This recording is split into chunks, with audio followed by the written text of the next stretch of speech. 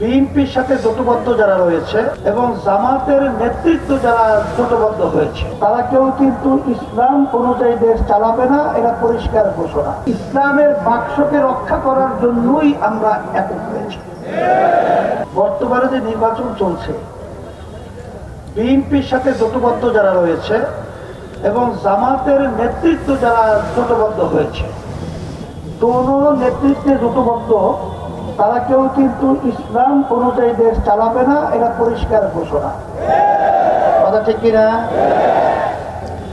জামাত ইসলাম দিয়া তারা কিন্তু পরিষ্কার বলেছে তারা শরীয়ত অনুযায়ী দেশ চালাবে না।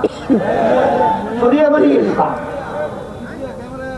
আর একটাই বাক্স আজকে বাংলাদেশে 258 আসনে আমরা নির্বাচন করছি, বলতে গেলে একা। সানশাইন আটা ময়দা সুজি। ভালোবাসায় তৈরি। আমরা কেন একা হয়েছি ব্যাখ্যায় আমি যাব না।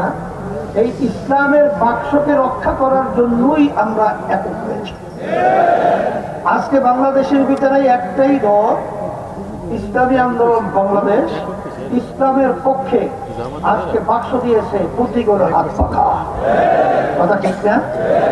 আমি আমার ভাইদেরকে, আমার মুরব্বীদেরকে, আমার যুবকদেরকে, আমার ছাত্রদেরকে, আমার ছেলে বয়সের তাদেরকে এবং পর্দালে মা বোনদেরকে বলবো, 54 বছর আমরা দেখেছি যেই নীতি আদর্শের মাধ্যমে দেশ চলেছিল, নতুন ভাবে এরা আবার আমাদেরকে এসে নতুন কোন মধু দেওয়ার মতো, এটা বিশ্বাস করা একটা বোকামি।